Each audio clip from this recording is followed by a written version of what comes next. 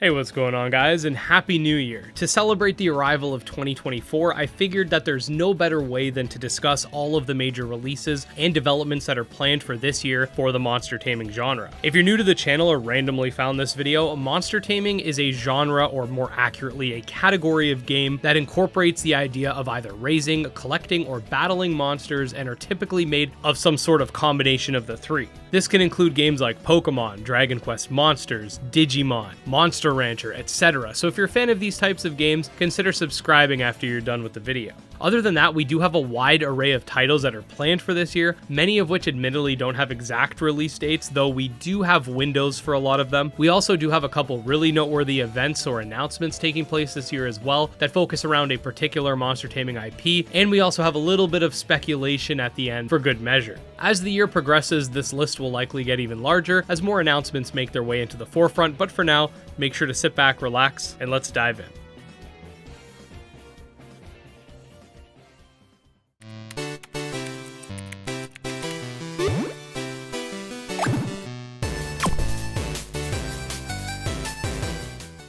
Alright, so like we do on New Year's Day every year when I do one of these videos, we will go in order of release date or window, then head into the games with no specific window other than 2024, and then towards the end we'll talk about games that were either supposed to release in 2023 and haven't, or games that just based on past trends should have something happen this year. We'll get into that later.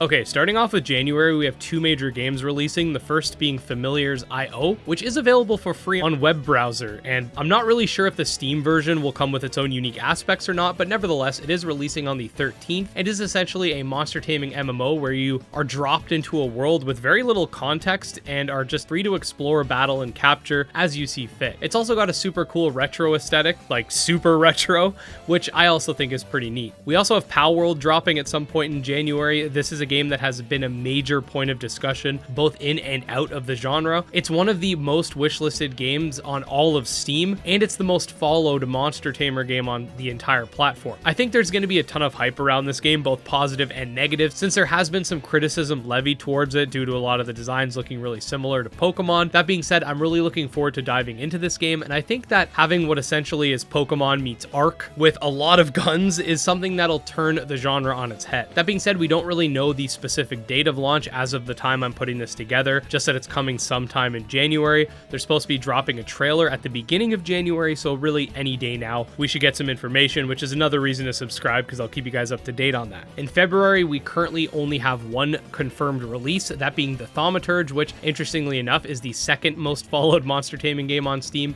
and is an isometric story-driven RPG with some very mature tones and really nice cutscenes. This game isn't a monster tamer in the same vein as something like Pokemon where collection's a major aspect. Instead, there's a handful of different boss monsters throughout the game that you can utilize in battle alongside your player character after defeating them, but nevertheless, it's going to be a really interesting monster taming experience through and through. We played the demo a little bit on the channel already if you want to check that out. I had a lot of fun with it, and I've got to say again, the visuals are very impressive. The game's slated for launch on February 20th. For March, we have the Digimon Con, which will be taking place on either March 5th or 6th, depending on your time zone. We don't have an exact time of the event, but I'm gonna say these two dates for now, since the Japan date is March 6th, and depending on what time, it might bleed into March 5th for those Western viewers. Digimon Con is essentially a celebration of the Digimon franchise that showcases various aspects of it. This could include video games, anime, toys, and basically anything that falls under that umbrella. That being said, I will say the last few Digimon Cons haven't been exactly great for those of us looking for new video games, but here's hoping we get some interesting news nonetheless. Now, there are a couple games that are coming out in either January, February, or March, at least according to their Steam pages, as they're set for Q1, which means the first quarter of the year. These games are Eternal Exodus, a Shin Megami Tensei-inspired monster taming RPG,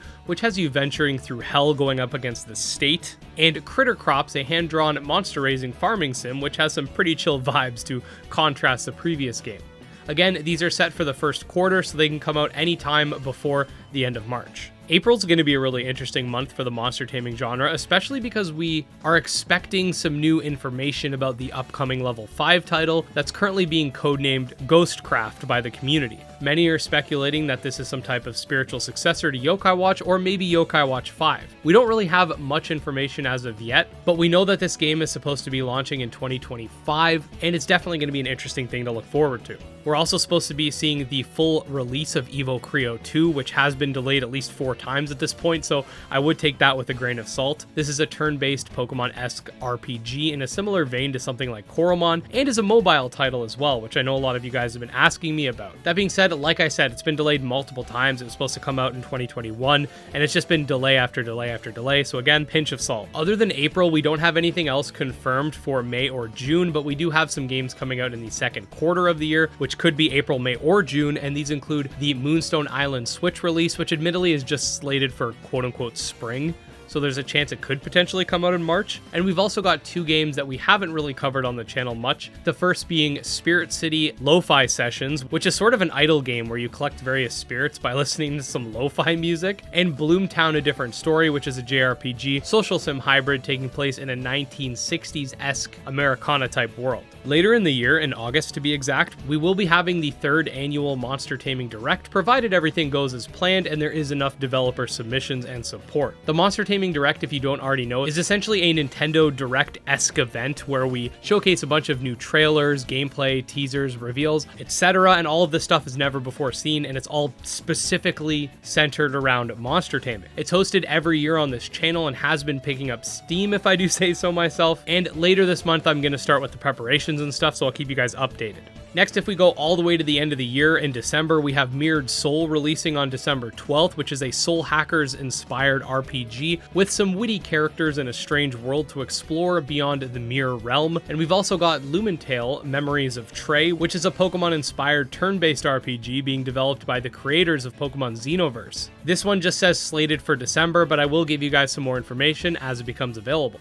So that's what we got for games with specific windows or release dates in 2024. However, there are even more games that just have 2024 as a window itself, and it makes a lot of sense because the second half of the year has a much larger gap than the first half, and that's because a lot of the games coming out towards the end of the year probably don't have their official release dates in order yet, so just because it does seem that the second half of the year doesn't really have any games coming out, at least until December, it's very likely that most of the games I'm about to mention will be coming out towards the middle or second half of the year, but again, only time will tell. I'm going to just start banging these off in no particular order, giving a very short summary of each. So the roster of 2024 games include the following: Creature Keeper, a pixel art action-adventure title where you can have your monsters fight alongside you; Dragon Spirits 2, the sequel to the Active Time monster battling RPG where you wake up in a world of your own creation, and of course tame dragons in combat; Skyclimbers Early Access, which is an open-world sandbox title inspired by Pokemon, Minecraft, and Breath of the Wild; Kaitomon Early Access, which is an auto-battling roguelike with some really cute designs; Ova Magica, a blob-taming social and farming sim where you can raise, battle, and crossbreed a wide variety of creatures; Beastie Ball, a really unique sports-themed monster tamer where you train up your team of monsters to win these sort of volleyball matches in a turn-based format; Bugaboo Pocket, a Tamagotchi-inspired monster raiser where you get to raise and play minigames with your very own bug; Tales of Tenorio, a Pokemon-inspired Roblox monster taming game that actually used to be a Pokemon fan game; and finally, Spiritales, a 2.5D monster taming RPG with 3-on-3 battles.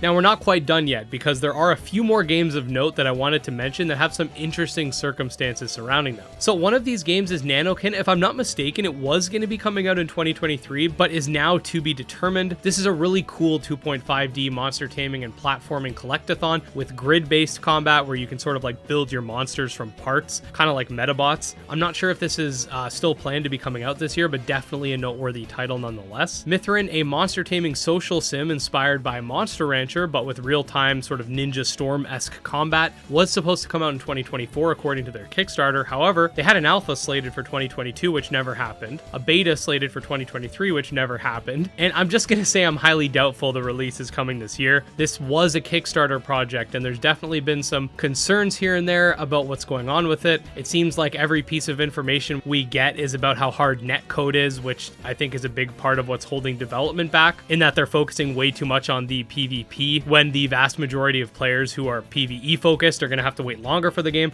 Also, their physical rewards never went out from Kickstarter as well, so I'm not exactly sure how far down the pipeline this game is. Likewise, Laxadays was supposed to come out in 2022. It's been delayed due to an entire engine change. However, it's been almost 2 years since we've seen any footage of the game. Like, we haven't seen anything since the Switch. Likewise, the plushies and other physical rewards from their Kickstarter hasn't been sent out as well. And just communication regarding this game has been really bad. Apparently, they were supposed to show us something this year. It wasn't ready. They said they only want to show us something if it looks amazing, so I'm really hoping that that is the case and we do see something crazy this year. Kindred Fates was also delayed, but not to 2025, at least as far as their Steam page is concerned. It just says coming soon. I think this is probably for the best, because if they put 2025 and then it gets delayed again, it's just going to cause a lot of drama. That being said, they have sent out their physical rewards and have been updating. Things are still happening there. Unlike Necromancer's Gift, which was supposed to come out in 2022, the developers literally dropped off the face of the earth. So if anybody's heard from Leo, definitely let us know so we can make sure he's okay and alive. And finally, Cubers was supposed to come out in 2023, but in early access. There is no window for this just yet, but I'm assuming 2024 is probably going to be the year that it comes out. Do note that this game and Nanokin never had Kickstarter campaigns, unlike the other games I just mentioned. So they're pretty much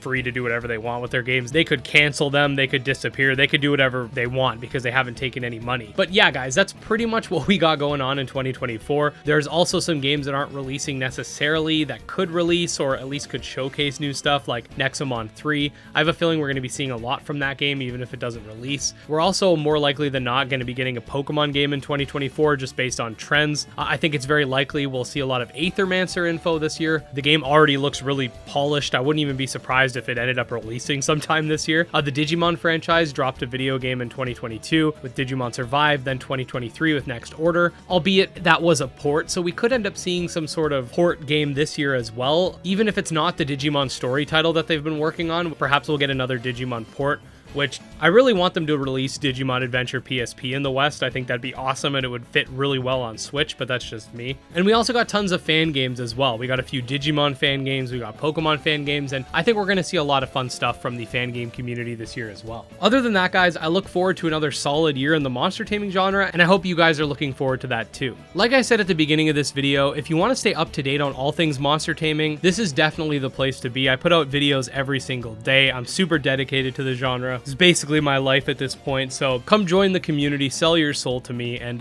we'll just have a great time. You could also check out my Twitter, Discord, Patreon, and channel memberships if you want to get some extra perks along with your monster taming content. And I just wanted to say special thanks to our supporters, especially Jim Hamilton, Dro Ghost, Candy Morency, and Tregsoft, and I'll see you next time.